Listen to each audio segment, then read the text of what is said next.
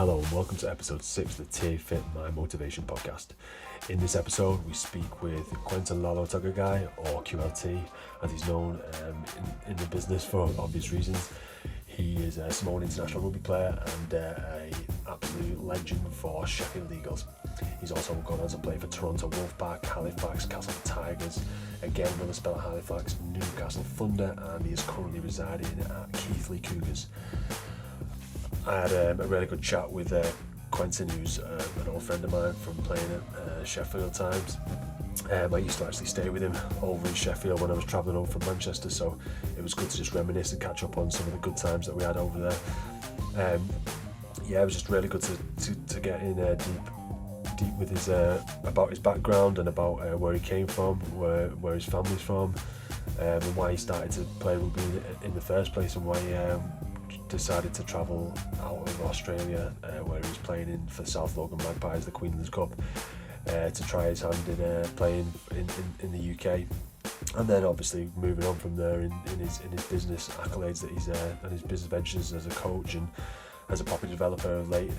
It was interesting to see his visions and his entrepreneurial prowess that he's obviously acquired later on in his life, and how he credits his dedication and motivation to a life and playing rugby, and how it's transferred onto the skills that he's got now and the motivation that he has to succeed in business as well as life, as well as talking about his family and just him as a person in general and what his ethos and morals are. So it was really good to get involved with every single bit of his dig deep into his mindset and see what Quentin was really about.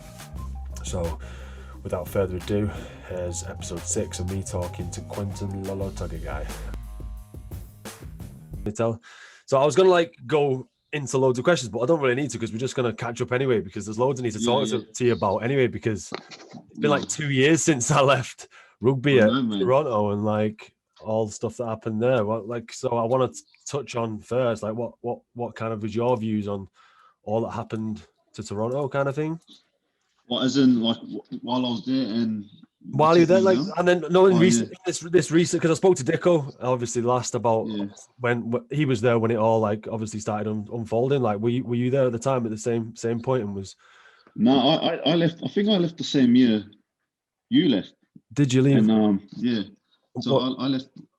Oh, yeah, you went to Cast, didn't you? And then you went to... I went to Halifax that year. Facts, yeah. Right, because they kind of rushed me as well. They kind of, they needed my quota spot. And I think I had played 4 or 5 games, and then they signed Gaz. Yeah. Brian. Yeah. Gaz came in, and then I went ahead and talked to Rolls when I found out that Gaz signed, and I was like, bro, what are your plans for me? Because obviously Gaz is freaking gun fullback. Yeah. And he was just like, I was just like to him, they were like, well, you're signed to the end of the year, but obviously Gaz has come in, as the future fullback. But then I was like, well, that's sweet, but I just want you, I want to know that you're gonna pick us by form. Yeah. If you pick us by form, that's fair enough. And he was like, yeah, sweet. And then it was obvious after the first game, that wasn't gonna be the case. So I found out they needed my quota spot. Yeah. So I ended up just leaving after I think it was after 3 or 4 weeks to Halifax. Well, I had. It was the same year. Well, yeah. All right. Yeah. So, because I had after my. Can you hear me? All right. Yeah. Yeah. Sweet. Yeah. Sweet. Good. After my obviously I got told to do that operation now. So basically, now over the last 2 years since I've it's coming up to 2 years now. So since I had that, I was told that I needed an operation and whatnot. And then I was advised to go under the knife and stuff by the physios and stuff there. I basically, from reading into the type of injury I had, it didn't, because I have the same kind of problem on both sides. So it's just, but the fact that I was getting really tight in my back and my glutes and everything, and my ITB band was just having a knock-on effect on my hip, making it more tight and grind away a bit. So it was grind away. It was actually causing damage, but what they should have advised me to do was just have, a 6 months rehab and getting back to playing phase. But because they'd paid for me for 2 years, and they weren't going to get any value out of me. They just thought, right, okay, let's put him in for an op, and then when we know that he can't come back from the op, we'll just brush him. But that's why I had to take him to court in the end. Well, I didn't get to court, did I? I ended up getting to just filing for court and stuff, and then they just settled out of court because they could have just left me hanging for ages. I needed the money. I needed to get out. So I needed to just. You did the right thing. You had to. Yeah, I needed to. But at the end of the day, like, I wish that I didn't end on like a sour note in terms of like, that's how I ended my rugby career, by having an injury and not even have the opportunity to kind of recover. Because I'm 2 years down, like literally 2 years. I'm now only just doing stuff that's like getting to the point where I can get back full range of movement. And it's taken me so long, man. It's taken me so long just to get I'm just turned 31, and it's like, it's annoying because like, as you see people like you running down the street at like 50, and I know that they're like, jogging pain free and stuff, like you old buck over here still playing, and I'm like, struggle to get out of bed, man. But yeah, let's go back to how I know you. For people who don't actually know, then I obviously know you from you being my stepdad for a year. You and Christine putting me up for a year when I went to Sheffield. So let's go back to like, so your transition from, in fact, let's just go way back. Where it started from, obviously New Zealand, Samoa. Let's get that connection, and what inspired you? What is your like kind of motivation for leaving the island life or leaving New Zealand and then coming to the UK, and like where it all began for you in terms of rugby and like moving forward in that kind of aspect of your life? Yeah, so I was born in New Zealand, Auckland, New Zealand. My connection that I have with Samoa that's my heritage. So both my parents are Samoan. Yeah. And so they flew over to Auckland to start a new life when they were quite young. I think my mum moved to Auckland when she was 18, so did my dad. Right. And then I was raised up in Auckland, but I think when I was 11 or 12, I moved to Australia. So Brisbane, Australia, and then I played rugby ever since I can remember. Like all my brothers played, so I was always going to play rugby, and then moved to Australia when I was 12 and just continued to play rugby there. I went to a school the school that I went to in Australia was they were big with touch rugby. Because touch is massive in Australia, isn't it? Yeah. So touch for those who don't know, just literally like taking touch as in like hands or taking off the tags, because in the UK like they take off those tag things. So that's tag. Right. Yeah, so that was tag rugby, but it was touch rugby, so touch and pass. So just literally just like as we warm up in rugby, just like touch and pass and just like that. Yeah. So six aside, touch and pass, six aside. Right. But it's played different. It's lagging. I'm causing. I can't hear you, man. Can you see me? Hello. It's gone off. Hello. Sorry. You got me. Yeah, go on. It's all right. I'll edit it anyway. I can just cut it out just when it goes off. Yeah. No, I think it's my one, so I've just changed it to my hotspot. All right. No, so it's a touch rugby school. So it's touch is pretty big in Australia. It's massive now because NRL teams have touch rugby sides where they play competition. So our school was a big touch school, and then I went to Glenalla High. Yeah. And I developed a lot of my rugby skills from touch rugby. So like go back to your mum and dad's heritage, because obviously I've known you for so long, but you don't really ask these questions to you. So I might as well just go into it while we're on it. So go on to like your mum and dad are from Samoa themselves, like, and what's their kind of like what's your backstory, and like what do you know why they moved to New Zealand, why they had you over in New Zealand, what was the reason for that? Because to me, island life's pretty chill. Like it's pretty chill, but like it's I don't know. It's they because they don't have much money back at home. So a lot of the money comes from like their plantation. So if you don't have a plantation where you can sell all your veggies in it, then you can't. But my parents, my dad, so I have my last name's Laulu Tongai, so that's two last names put into one. So Laulu was my dad that passed away when I was 5, someone that is my stepdad who came in and pretty much Right. raised us since I was 7 or 8.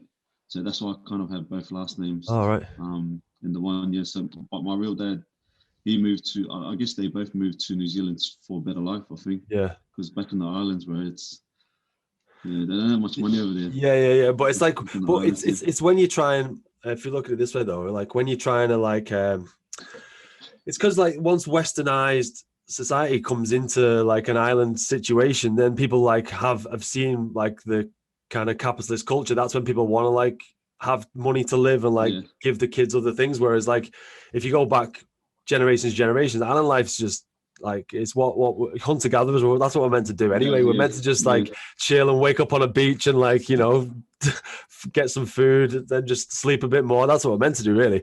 So just like you could, that's the ideal, man. I'd love to do that every day, wouldn't you? And not have all this pressure and stress of life. But yeah, so we went for, so your mum and dad just wanted obviously to get you use a better start up in life, basically. And I think originally for themselves, and then obviously had us when they were in New Zealand. So I have 3, so there's 6 in my family. So I have 4 boys, 2 girls, so 3 brothers and 2 sisters. It's practically what a lot of the islanders do, like from Tonga, Fiji, Samoa. Try and go over to Australia or New Zealand for a better life, because you're always constantly sending money back home. Right. So no matter where you go, it's part of our culture. That we try and keep looking after our parents or our grandparents. No matter where we go, and that's good, just man. The way we live. That's good, man.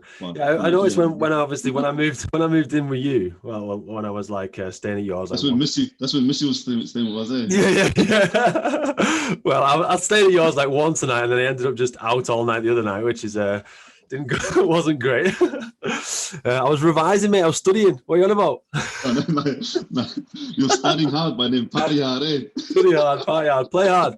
It all worked out. Play hard as well, No, it was good. What's it called? Yeah, so like going back from you to New Zealand and Australia. So where did you start out in your rugby career? Like was it Rabbitohs? No, so it was at South Logan Magpies. Yeah. It was like a Queensland Cup team, so that's where I started to kind of make rugby kind of big. I made my Q Cup debut when I was in high school, which was a pretty big deal for me. Because Queensland Cup was one down from NRL back then, so it was like the Queensland Cup, and then you progress to NRL. And when I was in high school, my last year, I played. I made my Q Cup debut for South Logan Magpies, and then from that year, the next year I got picked up from Melbourne Storm.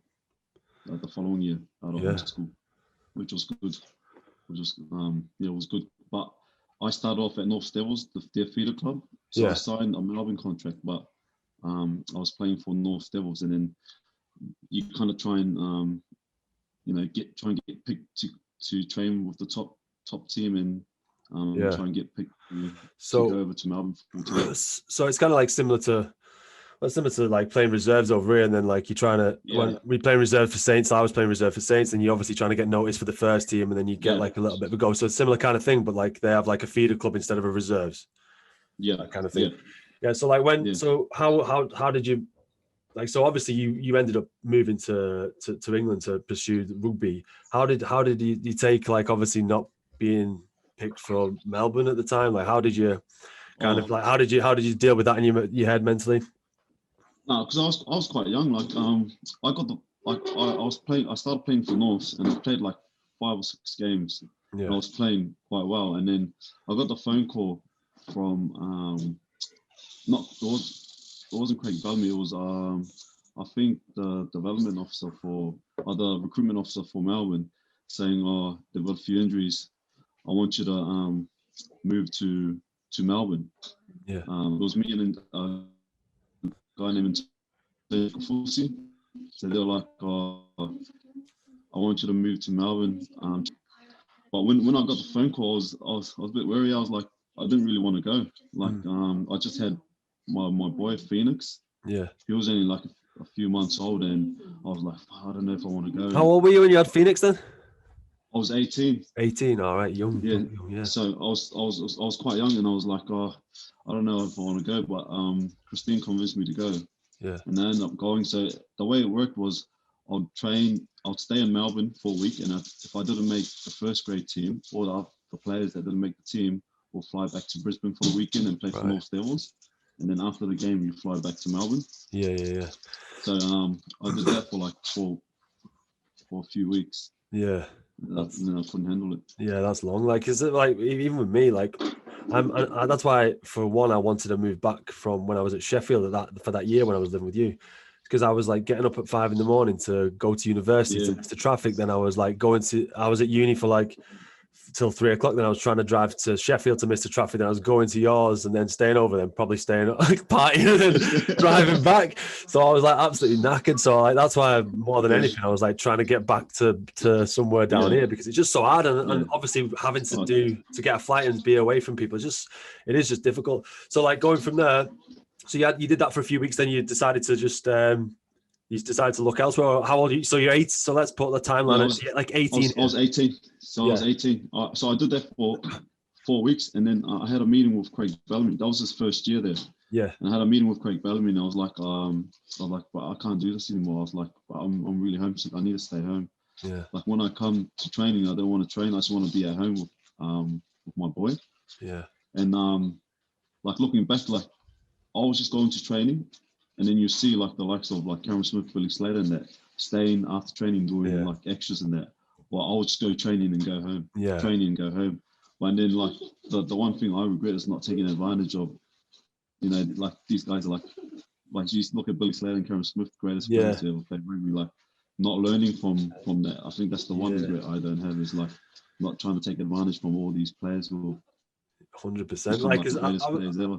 I was a bit in that respect. I was a bit similar in terms of like for Saints and when I had obviously the opportunity to be like to do what you did. I was like kind of had one eye focused on academia all the time, and like I thought like I'll get my studies done, and then I'll like kind of I didn't know how to weigh up rugby and education. Like so I always did a lot of one, and then I felt like I'll do a bit more of this, and then I should have really just put not all my eggs, but like I should have like been a bit more structured, stayed late at training, but then also just not gone out. And I was just trying to burn the candle at all ends. I was trying to do everything and I was trying to have a good social life, I play rugby and also, so I've done that all my life. So that's probably why I got burnt out so young, to be honest.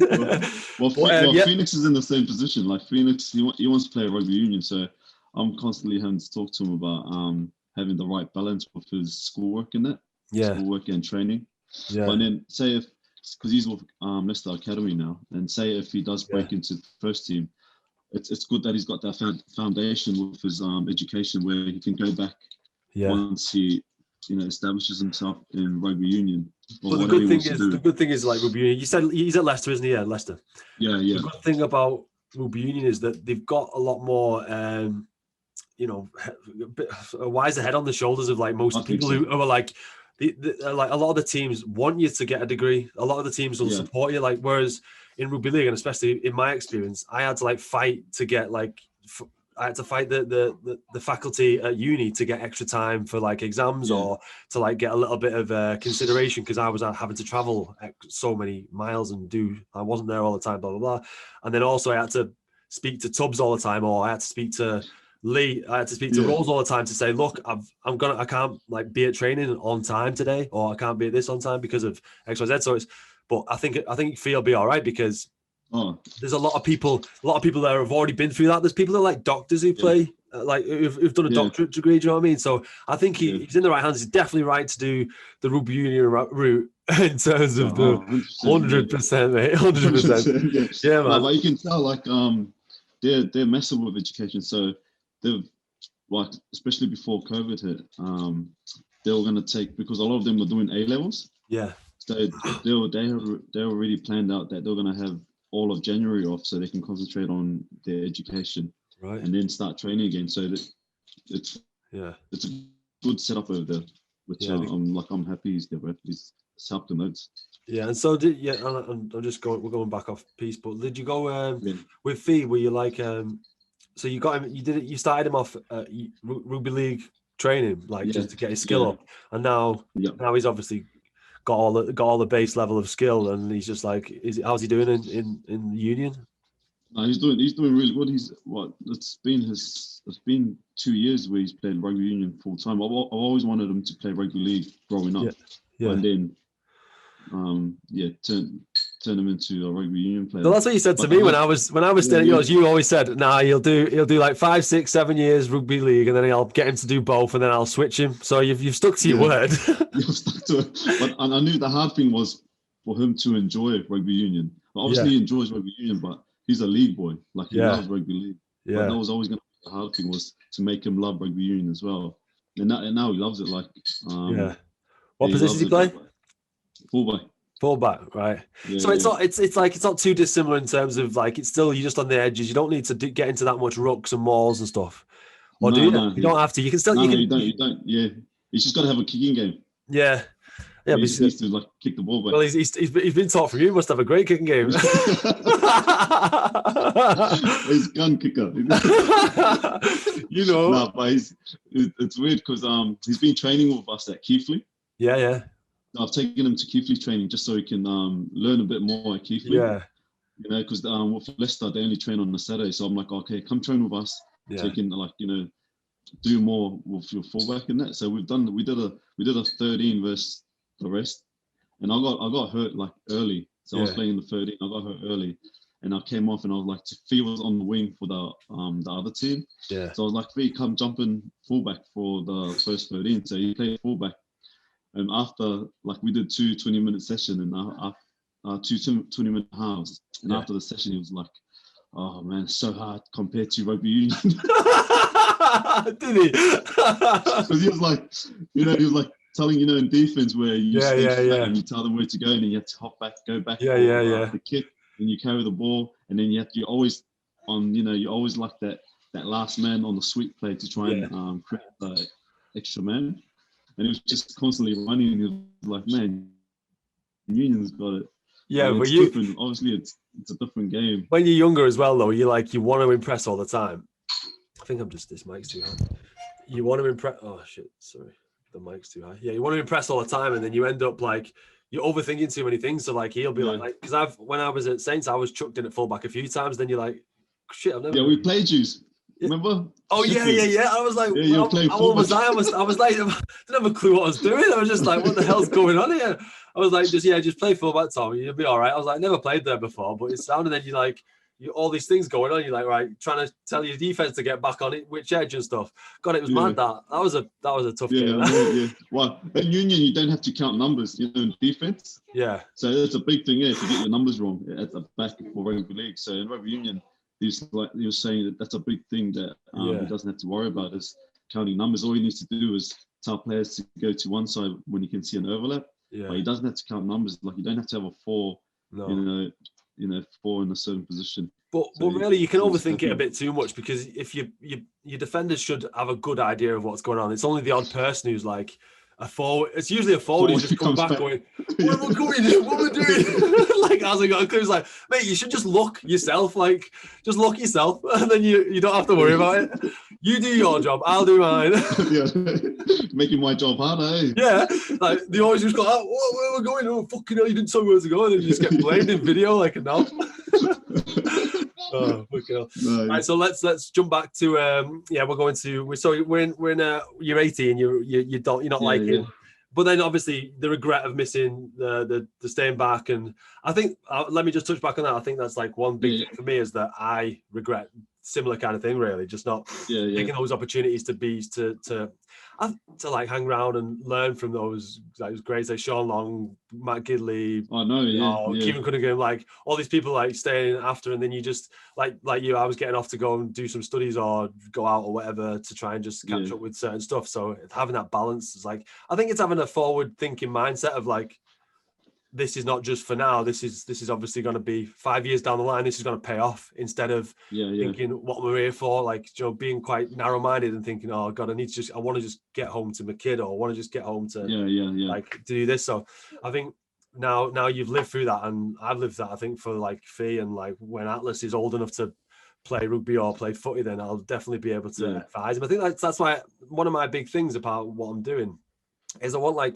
like mentors and mentorship, because like people are always lacking guidance, and people always need like a little bit of a help, like and some advice from someone who's been around the block before. Like, and a lot of older players don't really give you advice, because you are not Matt Gidley for me was amazing, but a lot of other players didn't want to give advice out, because like you're a threat to them in a way. You're competing. So like they were just like, just in a way, I can see where they come from, like, because you are a threat, but then like everyone should have a bit of a mentor. Like Matt Gidley was a good role model for me.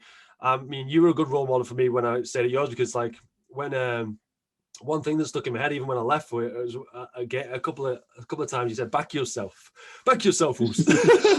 So and that stuck in my head, like when I was playing for Lee, and when I was afterwards, when I was like, you know, if there was a time when I was like, you know, having to like squeeze through a gap or having to like push, I always had you in my head going, back yourself, because then it's like, because I tended to pull back, didn't I, before through, and you were like, back yourself.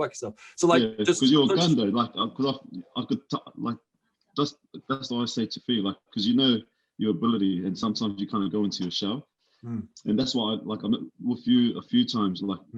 I think if you made a few mistakes, or like, you know, you do something wrong, you kind of go into your shell bit. But if your confidence in your ability, you just back yourself 100%. Like, even if you make mistakes, so that's why I tell Fee, that's massive with what I say to Fee. But it's like when you're talking about mentorship, like being a mentor, and that, I love that. Like, I don't know why. I know why there's players that don't want to help the younger boys who are coming through, regardless of competition or not, because at the end of the day, it's going to help your team as well. Yeah, of course. I love that. Like, I love helping all the younger boys who are coming through, because I want to see them.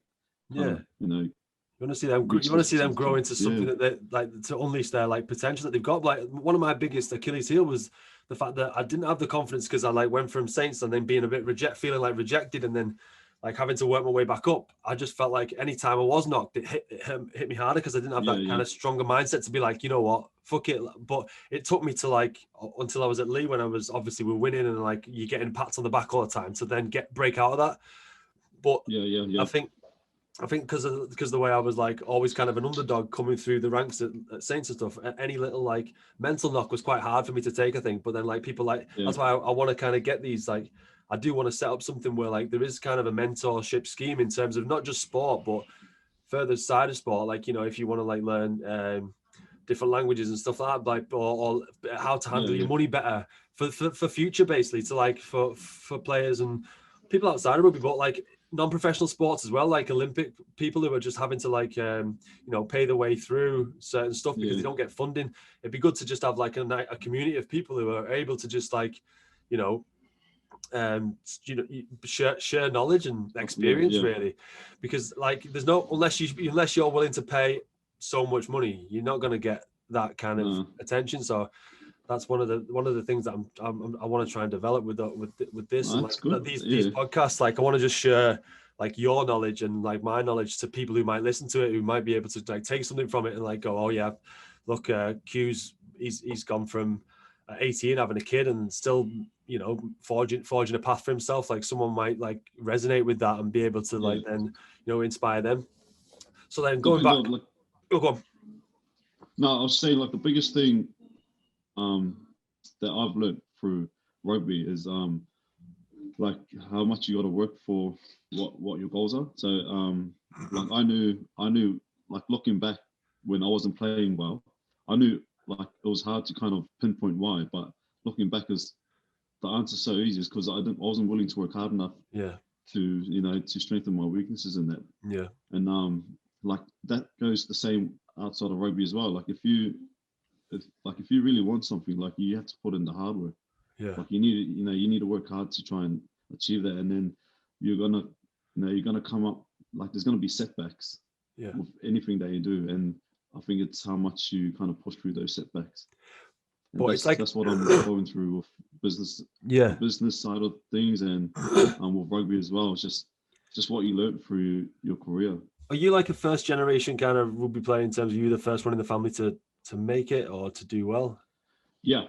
In my family, yeah, same here really. So like I think that has a big factor, because I was like, if I had someone like, obviously if like you've been able to mentor Fee in terms of like, you'll be able to like structure his mindset to be able to think the bigger picture. You'll be saying like, look, stay behind. Don't, obviously it's not about just impressing that day. It's about just improving your skill for 2 years, 3 years, 4 years down the line, not just and also improving your mental like ability to be able to just like stick out through the tough times and be able to just get in the grind. And like there is, like you said, there's going to be down times. There's going to be times when your team's not doing well, you're not feeling well, you're like not got the right mindset. You might have some family troubles going on, but being able to stay behind when things aren't going well and like learning on things, your weaknesses, like you said, that'll help you in terms of it'll help your credibility as well. Like if you're not just dashing off, it helps your credibility. It helps your image as well, doesn't it? Yeah, and that's the thing I was telling Fee. I was like, all this hard work that you're doing is going to pay off. Like, say if it doesn't pay off straight away, you keep working hard. Eventually, it will pay off. It has to, because you're working too hard for it not to. And I've been quite lucky because of the boys who I'm close to, like Jesse Sene-Lefao, Junior Morse, Peter Mataltia, who have all been professional rugby players in the NRL. They've had their time as well talking to Fee, which has been good. Yeah. So he's not just hearing it from me, he's hearing it from these other boys as well, who are like giving them advice on, how to, reach his goals, which is ultimately wanting to be a rugby player, professional rugby player. So it's been good. Have you got him like, because I'm since obviously, well, I'm big on diaries and goal setting and whatnot, and since obviously leaving, the thing is like, you as a first generation, what I was trying to say is a rugby player and a professional athlete kind of thing, you kind of realize too late that the things that are important. So like you get to like, well, basically when I was pretty much leaving rugby in retirement, like when I had to stop because of the injury, then I looked back and thought, I could have tried harder, I could have stayed longer. Like I had all the ability, but I just didn't have the right mindset to stick it out, like you said. But you realize this when you're 28. You'll be able to give these stepping stones to Fee 10 years in advance, you know what I mean? 20 years in advance. So he should have all those, all the acumen to be able to succeed. Like I'm sure he will, like, because he's got all those, he's got all the uncles, the Samoan uncles as well to back him. So he's got to be good, man. I can't wait to see him. Imagine if we had someone like that when rugby went through, eh? Like someone to kind of guide us. Imagine if we had someone like that kind of just to guide us. But again, it's like, again, there was people there if you looked for it, probably. But I think we were, because like we had other things on our mind, we probably weren't looking for it. Like if you had have gone and asked for help from someone, like if I had gone, right, okay, assistant coach, whoever it was, S&C coach, or even a player, even if I'd have asked a player personally, they probably would have gone, you know what, like, yeah, let's help you out. Like the only person who I didn't ask many people, but Franny actually, Franny, man. He like, to be fair though, because it seems like I end up forming quite good friendships with a lot of Samoans, to be honest. And I think it's just because they're chilled, like they're just so chilled. And it's just you say it how it is, really. And like Franny was the same. It's like he calls a spade a spade. He's not gonna be around the bush. He's just like he is what it is. And he also I think he just liked the fact that he was able to help me out, because he was just like, because I was at the time playing for Saints on like $2,500 a year. Like they absolutely took the piss out of the young lads. Like because you're younger than 18, they were like, and they offer you this contract. They get you into the room as if it's like some kind of, or you can't get this contract anywhere else, and then you just sign it like stupidly, and like that's another. But Saints is a big club as well. Such a big club. You think, I'm gonna do well here. I'm gonna do amazing no matter where I am, but. They sell it to you like it is awful, and like they take that kind of opportunity away from you. But then that's a point when you should have a mentor or a manager or whatever, but not a manager who's who's trying to take your money. Obviously, someone who just has your best interest at heart. But anyway, like Franny just noticed that like I was a bit like quite a quiet guy, and like I was young, I was quiet, and I usually just like kept myself to myself, got through my training, did well in training, and then just got off. But then he like a few times took me to one side and just said, you know what, should we go for a feed after rugby? And that really did help me, my confidence and stuff, because he was like a superstar at the time. I know, and I was like 17, 18. And he's just like gone, oh, let's go for the feed afterwards. And then a few of the boys like, what's the fuck's Tom doing going with Franny? Because Franny didn't speak to hardly anyone. He was like dead quiet. He like, you know, spoke to a few of the Samoan boys and then just like got off himself. He probably was just thinking, oh, he's a bit of me. He's just like quiet. You didn't really speak much at food having dinner. Just sat there, he's like quietly drinking his Guinness and Black. Like I was like, all right, Franny, man. Was Sia there? Was Sia there when you were there? Yeah. Sia was sound as well. I got on with Sia really well. Like I get on with all this island boys. So I just I think it's because like I'm quite chill, but then also I have a lot of mental stresses. So it's nice to just talk to people who are just relaxed and upfront and stuff. But anyway, I've got off track like massively. But we was going back to it's all good. It's all good. So we're going off to 18. You were 18. You weren't liking it, and you just spoke to the coach and you just said, you know what, I don't think this is me. Yeah. So I was just like, man, I need to go home. So I need to go back to Brisbane. Yeah. And then like I signed with Melbourne for 2 years, and then the following year Cooper Cronk ended up going into the full-time environment. Yeah. He's absolutely killed it. Yeah. Like Cooper's like one massive example where when I was at North Devils, he didn't really cement a position. Like he was playing centre, he was playing hooker, he was playing half. Now and then he was playing fullback. So he didn't even have a spot, like a position that he was playing at. But man, he worked hard, bro. He's one of the hardest workers I've ever come across. Yeah. And it shows like where his career went. But it's like you said, it is once hard work is put in, like it will pay off. And like Cooper Cronk, like you just said, I didn't realize that he didn't even have a position. So that just shows anyone out there who's like who listens and who's listening and goes like, oh, I'm not got a position yet. How old would you have been? 18. I'm not even got a position. I'm just getting passed around the fringes, but I'm still in the squad. It's worth just sticking with it, isn't it? 100%. Because like I think another thing that kind of affected me was I was a centre, and like I was pretty much a centre all the time. I was a halfback coming through, and then I just got moved to the centres. And once I got to like a professional level, they're just like, right, okay, you're a centre now, and that was it. I'd never really went anywhere else. Played a bit of wing, but it's the same, you know. Wing's not bad, but like at least I knew that I was a centre. Kind of, I worked on that, and then that was kind of me. But like just to be passed around all those positions and stuff, it's just testament to Cooper that he's obviously just a good shows a good reflect. It's a good reflection on him, and it's a good example for young people who want to emulate, you know, his kind of successes just by digging deep and working hard. So you went from there, and then you've gone to so I was like 2 years with Melbourne, ended up playing for North for 3 years, and then I went to South Logan. South Logan Magpies. So South Logan is where I started off. I played Colts there, which Colts is like under 19s. Yeah. And then I made my Q Cup debut, but then I went to North Devils. And then I wanted to go back because I was close to the CEO there, Jim McLennan. So I went back. I got offered more money from other clubs, but I just wanted to go back. And I spent the next 5 or 6 years there. And in those years, I was close to signing to the Rabbitohs, South Sydney Rabbitohs. I was like close to signing with them. They came watch one of my games. Worst game ever. So they washed me. Oh, mate. Didn't back myself. Back yourself.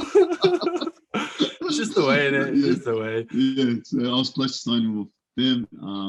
Canberra, I was close to signing with, but I was just like not willing to work hard enough to just miss the opportunity. Well, it's probably two things though. Missed the opportunities and you just weren't working hard enough. So if you were working hard enough, you probably would have got more opportunity. I would have played better. Would have played better. I would have been ready for those games and I would have played better.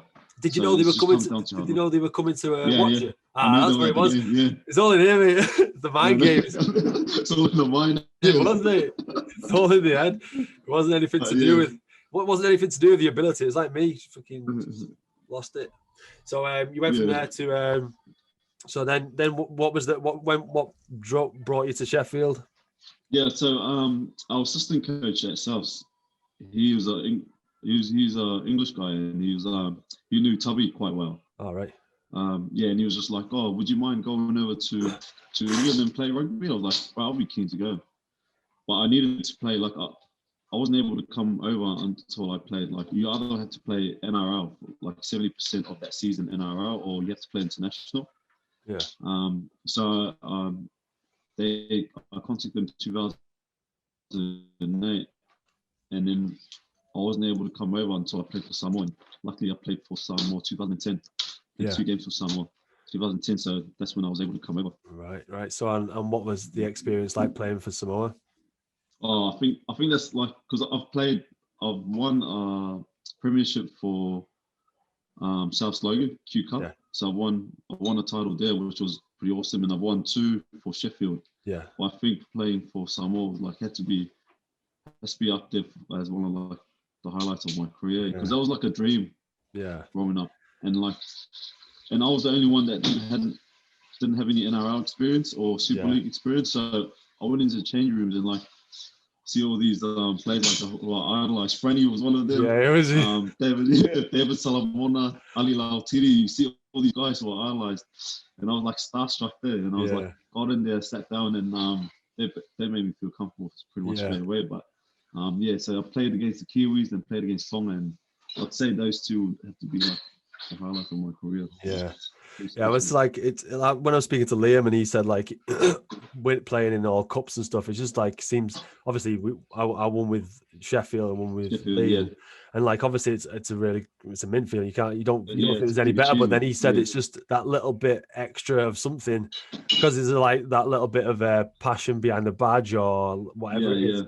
There's just something else, like a little bit extra, because when he was at the World Cup, he was saying he felt the same. It was just like. He couldn't put his finger on it, but it just felt a little bit more special than just a cup. But like hats off to you. I would have loved to have played an international match, but I was trying to get on the Wales team at one point.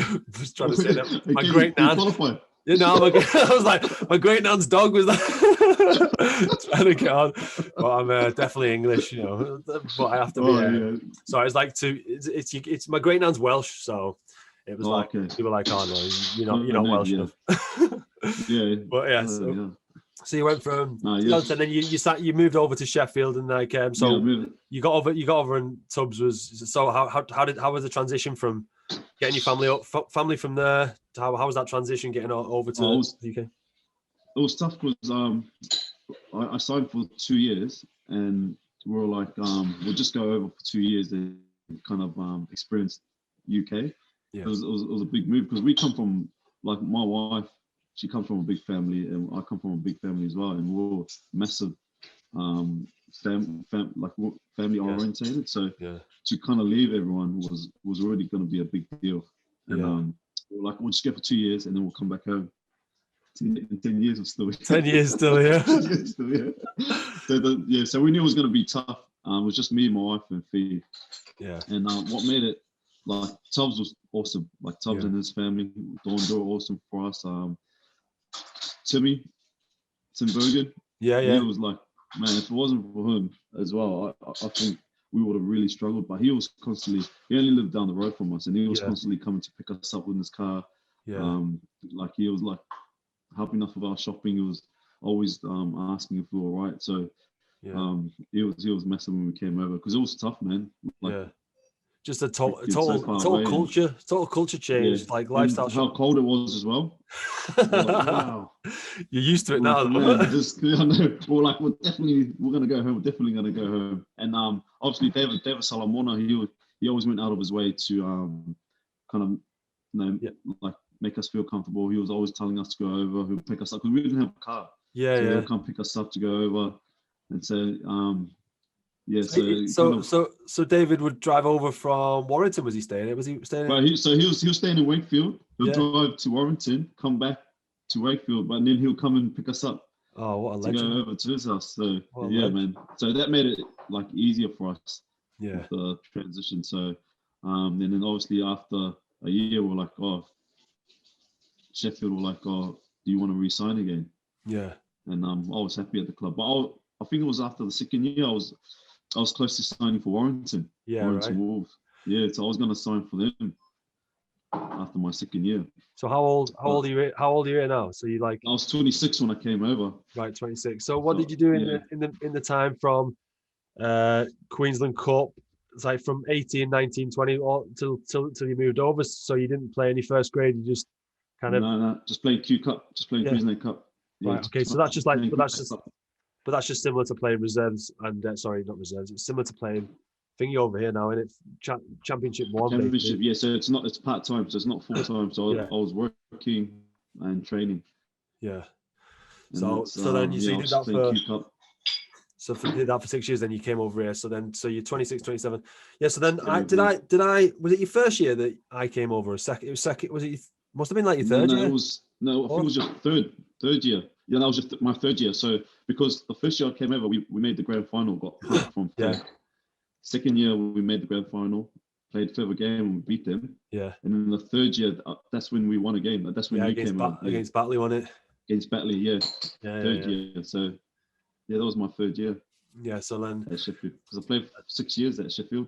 Yeah. So and then and then obviously 6 years, and then so like you solidified your place in kind of mental. I'm trying to fit in the fact that like where was your headspace in terms of getting over and like being able to balance life and having a young baby, because now, especially now, I'm obviously having a young kid myself now, and it's so hard to be able to detach from Atlas and Danielle and be able to even come in here and do this. It's like, I know he's at nursery now, so it's fine. But when he's in the house, you just can't switch off at all. It's so hard. Like it's just impossible, because you're always thinking, I feel bad for not helping out somewhere, or like having an escape of like rugby is, I suppose, it's kind of beneficial in a way, like being able to be out. But then you give 100% when you get back. But when being out of the house, when like as a 26-year-old, you would have been 25, 26. I think like with the situation that's going on now, I think there's a lot of people who are going to are struggling. Well, I don't know where I'm going with this. Just thinking that with COVID, I think that the whole dynamic of like life has pretty much changed, hasn't it, massively? And if this the being able to have a like what I'm doing at the minute, trying to set up this business, trying to have like, you know, just do loads of other things whilst having a baby running around and your missus to still look after as well. It's a minefield, man. It's well hard. So hats off to you to do it. Like hats off to all parents who did it playing rugby, all the fellas, because you don't appreciate it until like you're actually in that situation. You just think, oh, you've got a kid, the missus will look after him, but it's not like that at all, is it? It's just not. No, it's tough. No, we take it for granted sometimes.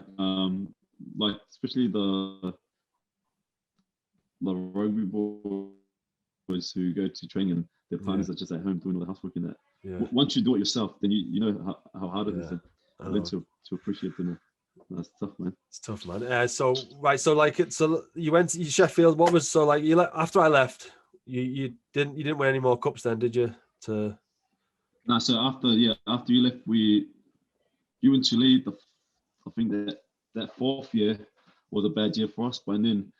The fifth year we played. That's when the Super 8s came in. Yeah. You started doing well then. Yeah. Yeah, we did well there. In the Super 8s, we ended up being Wakefield. Yeah, I remember that. In the 8s, and then we did well against the other Super League teams as well. Yeah. We came close to beating Salford and Hull KR that year. But then the following year we went full time. That was the sixth year I was there. We went full time and we struggled full time. Yeah.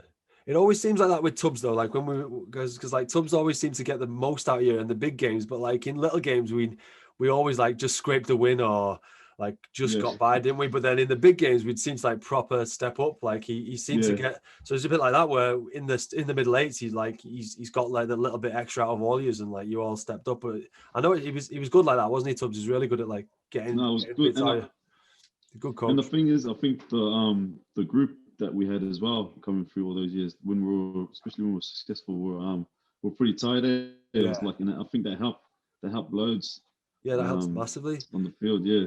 Yeah. Oh, look at London when they beat Toronto when they got promoted. Yeah, I know. Like you can tell how like they didn't have any names, and like you can tell how close they were. And they managed I was saying this with like Dicko, and I think that like one of the main things for me is the fact that having that self-confidence and having your brother next year on the left and right of you, like, and that camaraderie and support is more important, and like having that like positive reinforcement, knowing that the boys have got your back. That's more. I think that gives you more points on the board. That will win you more games than having a few big names. And I think that like building a squad 100%. And a team around players who are like, got each other's back and are more influential in the dressing room, I think should be more. That should be celebrated more. It should be definitely used more. Because like if you look at a classic example, Ipswich footy. Do you know what I mean? Like they just came from nowhere and just like won the league. If you like a couple of years back and just like had no one, and then just they were such a together team that they won the league. Like it seemed impossible, but they did it. And I just think that like in rugby they need to. I think I don't know now, like because I'm obviously out the game, so I don't know now what's it like. What's it like at Keighley? What's it like with coaches there? What are people moving? Are people moving a bit forward? Because it's such a tough time though. Obviously with the last year, it's like he has been wrote off. So talk to me a little bit about how you've coped with the last year then, and like what's been going through your mind. I was all right. I think what kept me busy was I ended up training Phoenix loads. So I was training, and then me and him were training as well. So that was all right for me. But obviously, going on furlough was quite tough. Yeah. But Keighley's been awesome, eh? Yeah. Like the coach, he's still quite young. Reece Lovegrove. He's still quite young. Yeah. Aussie guy. Right. Played for London. How KR? He played for London. Yeah, he played for London. Yeah. That's what I mean. I was thinking. I'm sure he plays. Yeah. Right. Well, he doesn't play anymore, but he had to retire because he's got too many concussions. Right. But like, he's massive on like not just flogging you. He's like massive on getting something out of fitness. So we do a lot of con games. Yeah. A lot of con games for fitness. He's got a senior group where we have a decent say in a lot of the stuff. Like he'll take on our advice on our opinion, and obviously he's the main man. If he doesn't agree with it, he doesn't agree with it. But like it's good. Like he wants us to kind of help with all the younger boys who are coming through. So he's like, I'm really enjoying it there. Yeah. But he reminds me of Rolls, how he just wants to play. Yeah.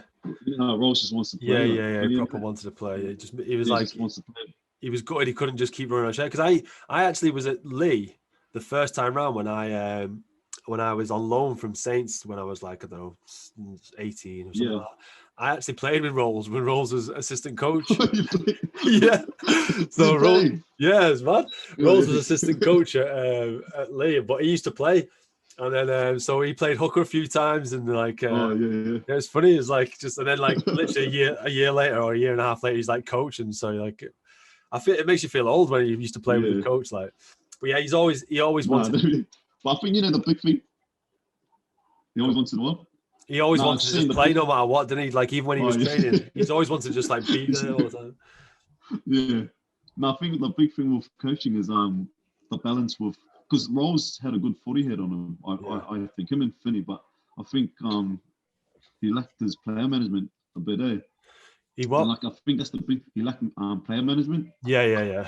You know, like looking after the players and like doing what's best for the players, and I think that's the big thing with coaching is you got to find a balance, because you could be like really good with your coaching, like your philosophies and that, but if you don't have that player management behind that, players won't want to play for you. Yeah, that's it. And if it doesn't matter how good you are, it doesn't matter how good of a coach you are, how good a tactician you are. If someone doesn't want to play for you, You're not going to get the best out of that person.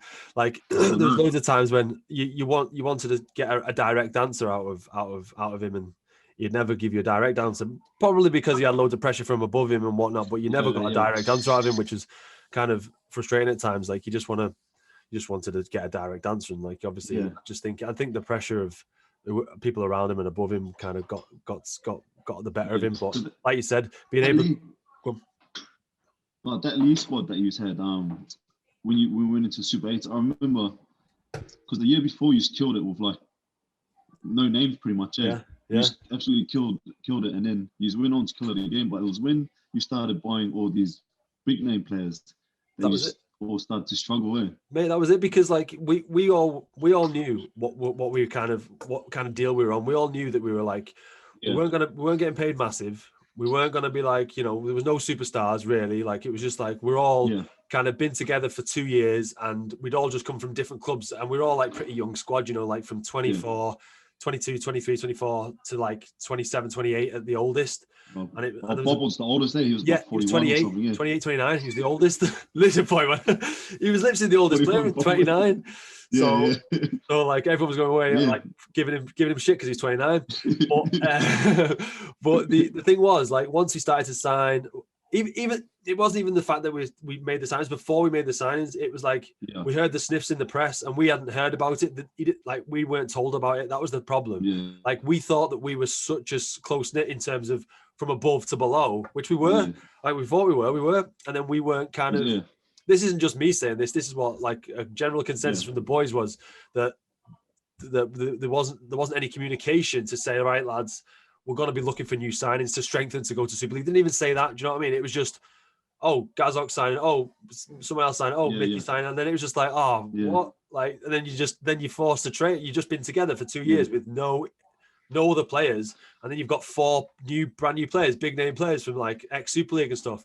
That's what rocked the boat, and that's what ultimately kind of that's what started the start. That was the beginning of the end for Lee, really, in terms of like the crumbling, because that was what just the doubt in people's minds, and people started to ring up their agents, and then that was just and the wheel started to fall off a bit, like, oh well, he's in my position, look for somewhere else for me, and that was it really. And that was when we start.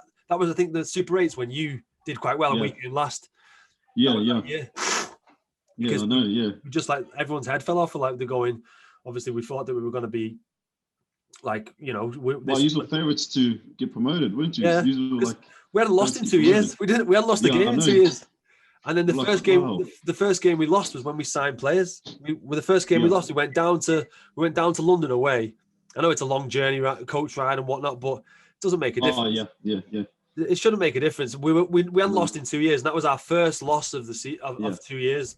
As soon as the first week we signed players, and that's just going back to like having that kind of environment where you like we were saying before, that you the mindset and the hive mentality of the team is more important than just single players and individuals. Like there's no what's the point in spending so much money on buying these players in and then not gelling with the players that are already there. I think the thing that it should have done was just gone, you know what, lads, we're going to be strengthening the squad over the next 6 to 8 weeks, and then introduce them, and then you get to see them first before they release the press. They're not getting talked on Twitter and not getting talked on social media and whatnot, because people message you on Twitter and Instagram or whatever, and we're going, oh, such and such centre's signed, or such and such a back row signed, and then you don't even know about it. So you then have to go to the coach and say, oh, what's this about?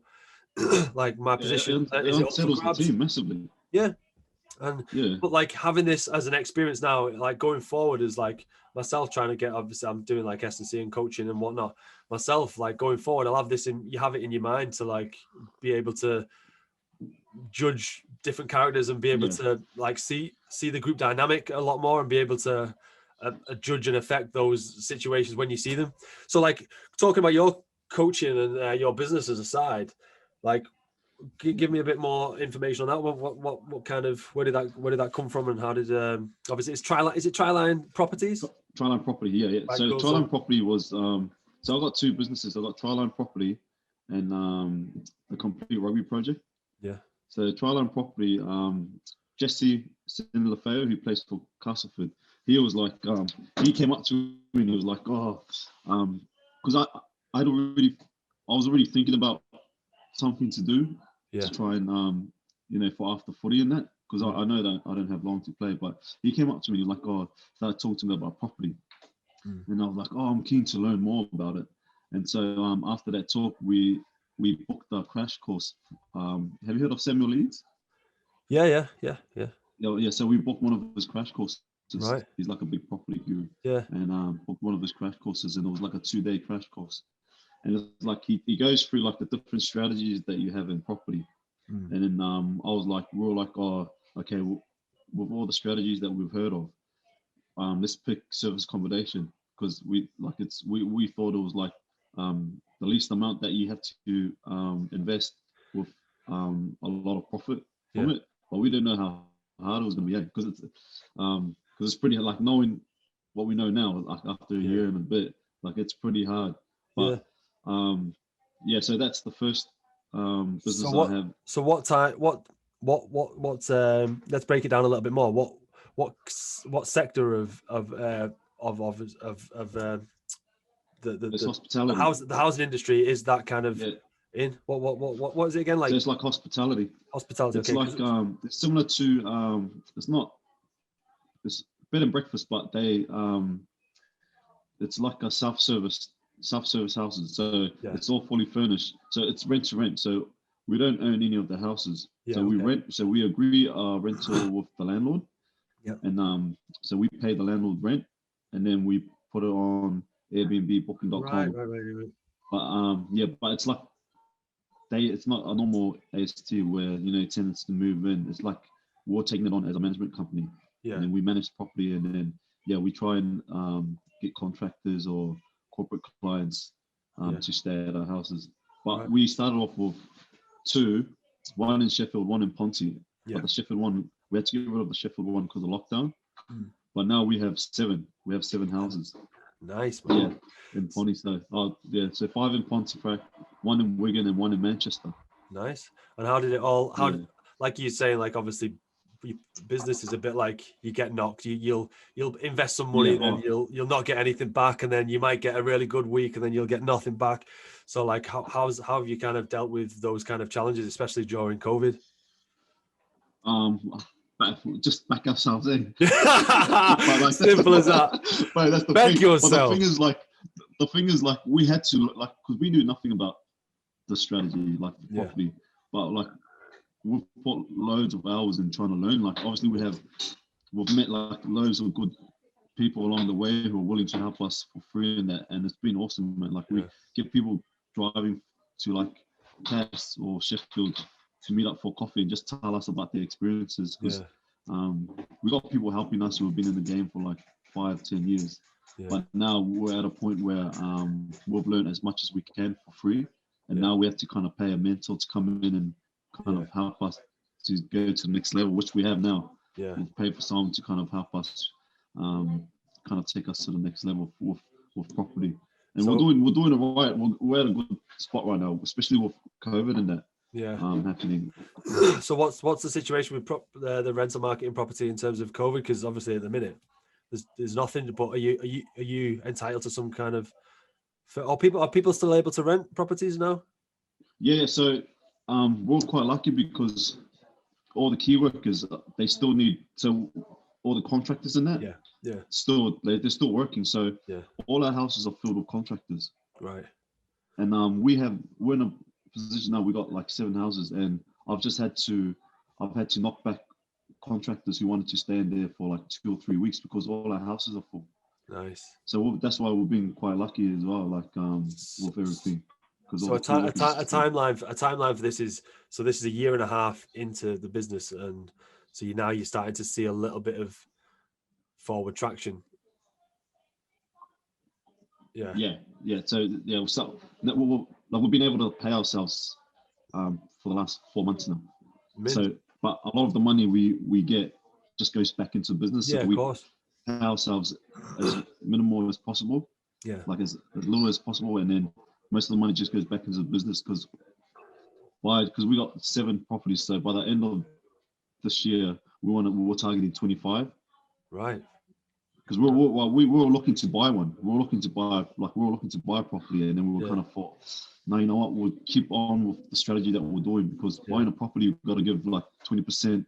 Like it's a big chunk of what you got, 20% or 25% to go into the deposit, and then you got to go solicitor fees and that. So we'll keep doing what we're doing with the rent to rent strategy, and then hopefully in a year or so, then we'll look into start buying property. Yeah, and then then you've got like so then the business model changes from like obviously your rent to obviously you've got a property then, but would you still have the rent to rent on the side as well? Yeah.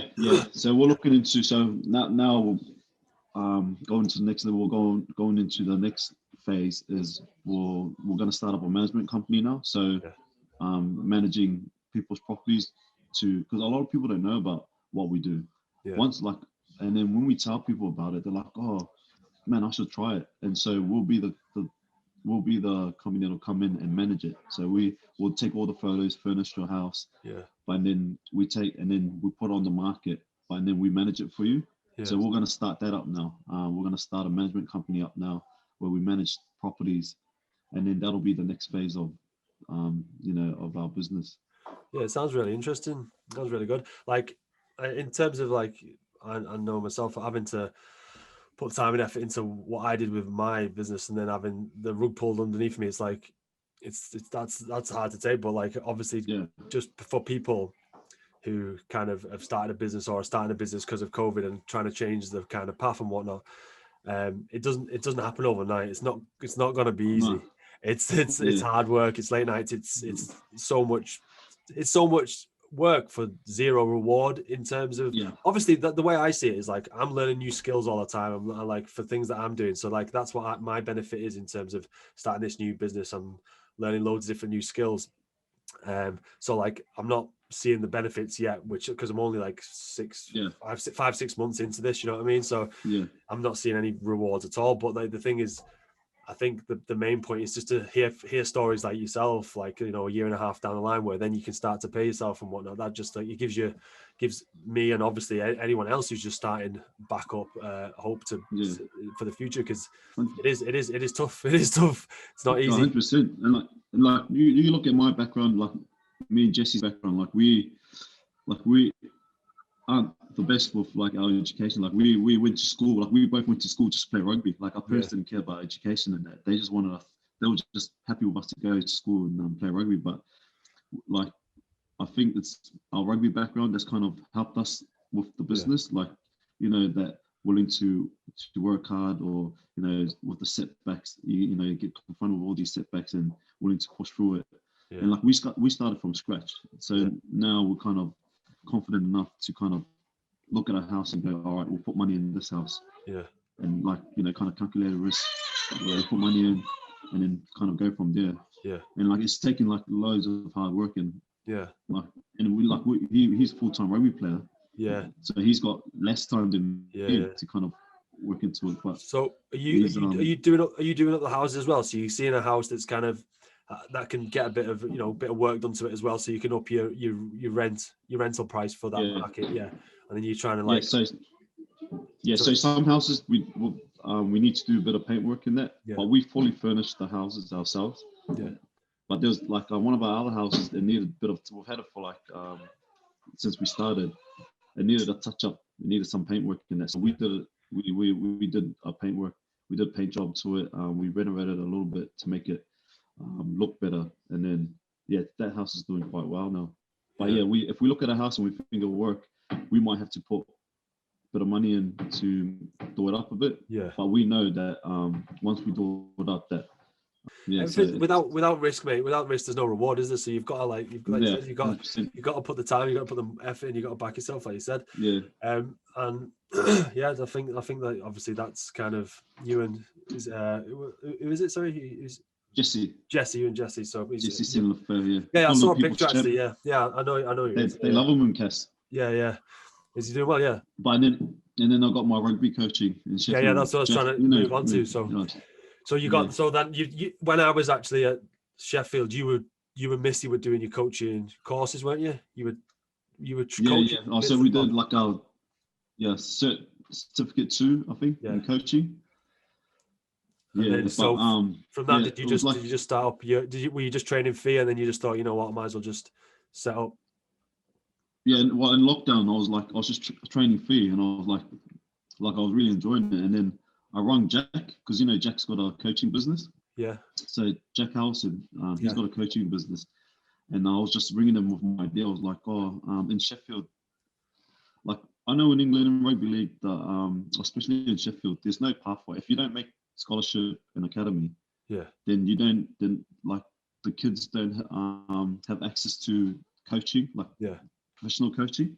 Yeah. If you don't make scholarship or academy. And I was like, man, I think we should start up a coaching business where it's not just rugby league, it's rugby union as well. And we're like kind of trying to make kids better, better skills and just better at playing rugby and having access to decent coaching. So I rang him about it, and my aim was like to have like an academy, to kind of have this pipeline of kids come through to academy, and then once they're 16, 18, and then if they're good enough, then we have links with rugby union and rugby league clubs. And then that's how it started.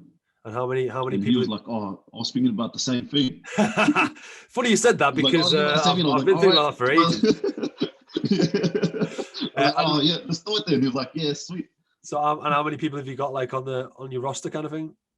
Yeah, so we do like a membership, like a monthly membership, where they're entitled to one class a week. So we had we do 10-year-old on a Friday night. We do 10 to 15-year-olds. Yeah. 10-year-olds to 15 or 16-year-olds. So we had about almost 30 in that class. Yeah. And then on Saturday it's from 3 to 5 for 1 hour.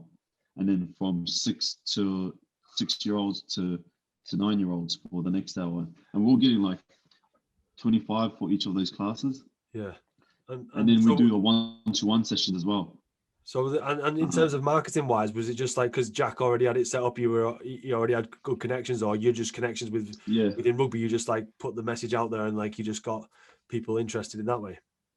Yeah. So we started like when we knew a set date that we were going to start our classes, so we knew we were going to start September. So 2 months before, like, okay, we'll smash the marketing. So I got a lot of the boys that I knew to do a video, and then I was posting them up, like, a lot of the league boys, and then some of the rugby union boys that I know. And then we're just slowly dripping, like, their videos saying, like, what their position is, what are the 3 main points that they need for that position, and just giving us a good name as well. So we started smashing that advertising, and then with his connections, and then we got people from like Wakefield and Cass coming to our classes, right, doing our 1-to-1s as well. One of our kids, he made the Castleford scholarship team. Right. So we started smashing that. Sick. On social media. So now it was doing really good. Even our 1-to-1s, we started getting like loads of 1-to-1 kids who wanted to do 1-to-1s with us. Yeah. So we ended up doing like 12 kids who were keen on that. Well, I trained with Aggie, didn't I, just to help him out. Yeah. So, as soon as I seen it, I was like, that's awesome. I was like, well, let me know if I can help you. Obviously, you knew that we started a business as well. But apparently, he's doing really well. He's doing class, similar kind of concept, isn't it? So, like, obviously, people. There was something that I wanted to do in terms of like transition period from like people who are injured or out of a club and are trying to find their way back into another club. Do you know, like people who've just been a bit like me, kind of like sacked off because they weren't with the club. Then I was then to try and there's loads of people in footy. There's a good market for footy. There's loads of people who like are out or, like you said, don't have access to that kind of coaching, and it like there's loads of scope to like move into. Loads. But there's people who just aren't fortunate enough to be. They still got talent, but they just I don't know, the parents hadn't given them the pathway that led them to a club or to a professional kind of environment. So like I think it's like a good stepping stone, and like what you're doing there sounds brilliant, mate. Sounds awesome. No, we've been quite lucky there as well with Timmy, because he's like a business consultant in Ireland. Like he's pretty smart, and like he's been helping us with the business. Like we do a Zoom session with him. Nice. And he just goes through our business plan, and he picks out what what's good, and he'll kind of give us advice on the way forward. So we've been quite lucky because getting free free advice from him. Free mentorship. But is that that's the same guy who helped you out when you came over here? Yeah, Tim Bergen. Remember? Oh, were you Timmy there? Oh, Timmy wasn't there when you were there. I don't know if he was. No, he wasn't. No, so yeah, I'm still pretty close to him. I was in his line when he got married, so I'm always in contact with him. So I'm pretty close to him. So he's helping us, and he's agreed to help us with the try line business as well. So I'm quite lucky. I think that's what it's all about, though. It's like kind of you have to like, especially like someone like me, you have to use your connections in terms of ask for help and like help other people and let other people help you, because like being like starting out on your own is pretty daunting. Like you have no kind of experience, you just gone off your own back. It's good to have a friend who you can do it with, you can trust, like, so like I wish you all luck to it, all the luck in the world, and if there's anything that I can do to help out or vice versa, like I'll be happy to. That's what I'm saying. Just let me know, man. And I'll definitely need to catch up. I think the big thing is networking, like it's who you know for everything. So like the more you're out there and asking for help or offering your help, the more you're going to get back.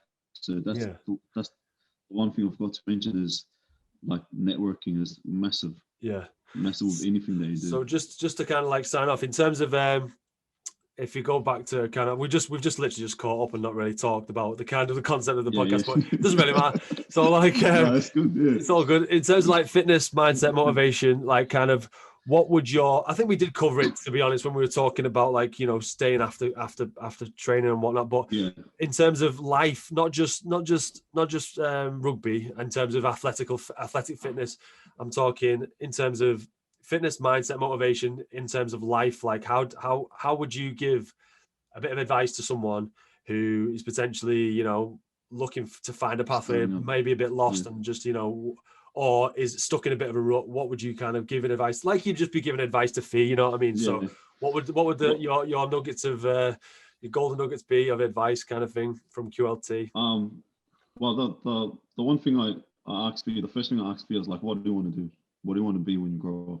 Or what's your goal? And he's like, it was quite easy. He was like, I want to be a professional rugby player. So I was like, all right, now you got to kind of set your goals, and then what you do has to line up with your goals, that you've set. So I was saying, like, there was a few times his friends were having a drink, and he was like, he didn't go because he was training. So that's the big thing, is like what you do outside needs to line up with your goals. So if you want to be whatever you want to be, like, you need to kind of go hard with trying to achieve that goal, whether it's like reading or just with, it works with anything that you want to be. So that's the one big advice, is find out what you want to do and then work hard, and even just the little steps as well. Because it all adds up. Yeah, and like me kind of like riffing on that is like basically what I'd say is like try and having someone to guide you early on is good, but if you're a bit older and you've not got that guidance, then just ask for help. Like and use your connections within your friends. Use your connections within your friends. You might not think that's you might not have a direct contact with someone who will help you, but they will have a contact who will be able to help you somewhere along the line. You just got to ask, and like you just got to put your pride to one side and just go for it. Is he gone? Yeah, and that's the big thing, but especially us men, it's like pride. That's it. Man, that'll stop us from doing loads of stuff. Anything that'll stop us from doing anything. This guy, like, I'm not going to ask for help from that guy. That's it. But then, really, like once you're outside of, for us, like once you're outside of a sporting environment, then it's like you've got those people who like do actually genuinely want to help you. There is people who genuinely would just want to see you like succeed. Like, and that's what you want. That's what like your true kind of pals who will just like, oh, you know what, I've got an hour here. I'll help you out, and like you doing this for me today, like helps me out massively. So thanks, man. And I can't wait to actually catch up with you and Christine when things are actually we're able to properly, and see Fee now. He's like 6'10" and some excellent words of wisdom there throughout that from QLT. It was good to just dig a bit deeper into his life and really start to understand the man a bit more. I mean, obviously, I've lived with him on and off for a year during my time at Sheffield, but when you're young, you don't really open up as much about these things, especially when you're in the same rugby team. So it was great to just talk in depth there with Q, and I wish him all the luck with his coaching business and his property business with him and Jesse Sene-Lefao.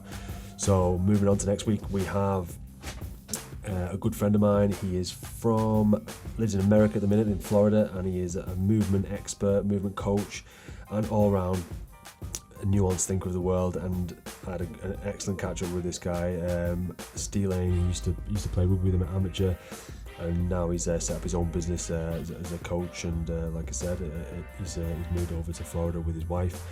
He's travelled the world. He's been up to all sorts. But this guy, he's really knowledgeable, and it was great to get down and talk about things, all fitness, health, and mindset. So really good, nice, refreshing concept.